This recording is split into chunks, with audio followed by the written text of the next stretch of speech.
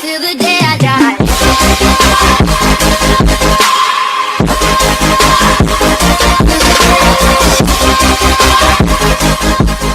السلام عليكم ورحمة الله وبركاته. halkaad iga daawanaysaan waa YouTube channelkayga Abdallah Muhya.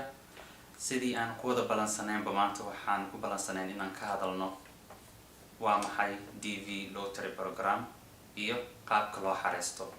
insha Allah qaabka loo xareysto faahfaahsan videogan xiga si fiican ugu sharxi doonaa anigoo mid u kala dhigdhigayo iyo anigoo xareena insha Allah ilaa qaybta ugu dambeysa duu Ilaahay yiraahdo insha Allah. qodobo dhowr ah ka hadli doonaa oo ugu horeyso waa maxay lottery. lottery waa program loogu talagalay dadka aan American ka ahayn inay ku soo galaan Mareykanka. sidoo kale goorma ayuu bilaabmaa? wuxuu bilaabmaa October sanad walba insha Allah. goorma ayuu bilaabmaa isagana sidoo kale waxaa la soo bilaabay xareynta lotteryga 1990kii sanadkiina hal mar uu furmaa hal jaanis ayaad leedahay. marka jaaniskaaga si aad ugu faa'iideysato waa inaad raacdaa shuruudihii loogu talagalay ama aad ka soo baxdaa oo aad buuxin kartaa shuruudihiisa. program kastoo la sameynayo shuruudo ayuu leeyahay. sidoo kale DV lottery program wuxuu leeyahay shuruudo loogu talagalay. marka shuruudihiisa maxaa ka mid ah? waa 15 shuruudo ama 15 qodob oo laga rabo inaad ka soo baxdid. hal mid kaliya ayaa option ah insha Allah. mid ayaan ugu hadli doonaa hadduu Ilaahay yiraahdo. qodobka ugu horeeya waa magacaaga oo saddexan. first name-kaaga, middle name-kaaga iyo last name-kaaga. magacaaga koowaad, magaca aabaha iyo magaca awowgaaga sida saxda ay ugu qoran tahay baasaboorka waa inay iswaafaqaan. qodobka labaad waa male ma tahay mise female, yani lab miyaa tahay mise dhadig, rag miyaa tahay mise dumar. qodobka saddexaad waqtiga aad dhalatay, bisha, maalinka iyo sanadkaba si sax ah ama sida baasaboorka uu qoran yahay waa inay iswaafaqaan insha Allah. qodobka afraad magaalada aad ku dhalatay sida baasaboorka uu qoran yahay waa inay iswaafaqaan, isku si inay ugu qoran yihiin insha Allah. qodobka shanaad wadanka aad ku dhalatay.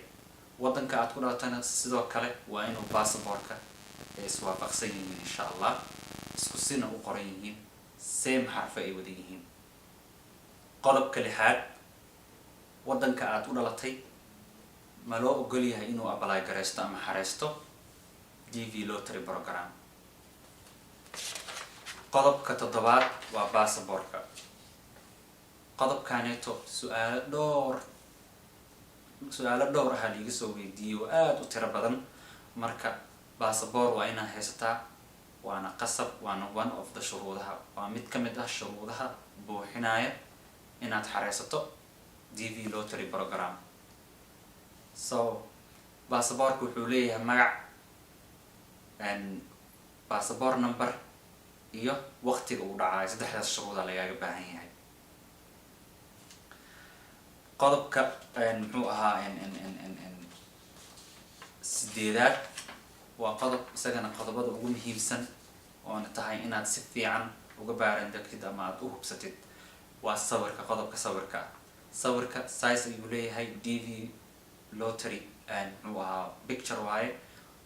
sizekiisana waa 600 lagu dhuftay 600, 600 times 600.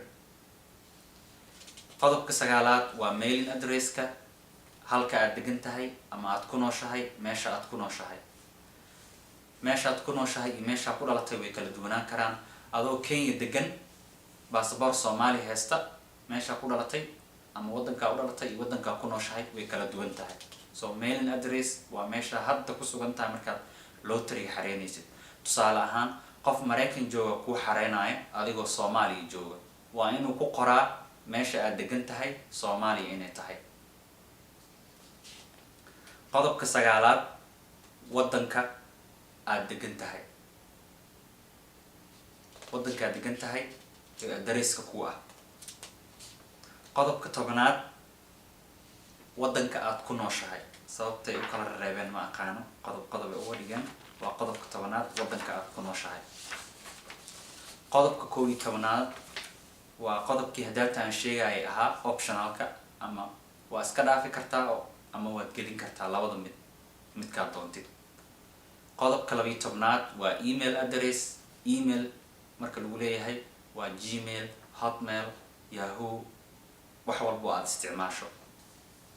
qodobka 13aad waa education level kaaga, halka waxbarasho aad heerka waxbarasho aad gaartay. primary, high school,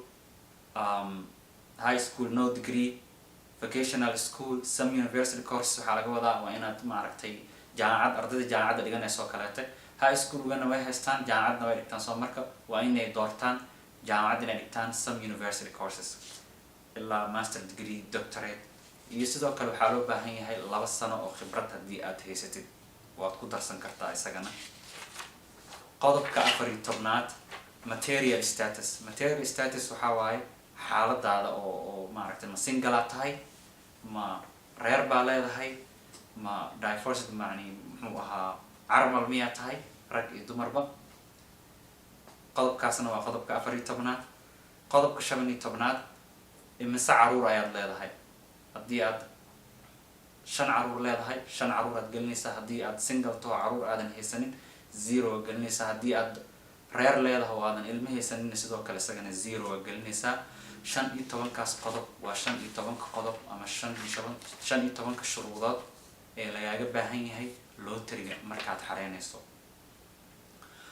soo qodobada aan ka hadlayay yaa apply gareyn kara. waxaa apply gareyn kara qof walba kasoo bixi kara shuruudahaaseeto, iyo waa inaad 18 sano ka weyn tahay. haddii aad 18 sano ka yar tahay waxaad la xareysan kartaa waalidkaaga. sanadkii meeqa jeer la xareeyaa horena waa usoo dhawaaqay, waan usoo sheegay sanadkii 1 mar kaliya ayaa lagu ogol yahay inaad xareysatid. su-aal daraad la weydiiyey waxay ahayd hal qof anoo ah 2 magac ma ku kala xareysan karaa? may. waxaaneetu waa electronigana dee wuxuu sawirkaagu arkaya, soo marka waa inaad 1 mar xareysatid.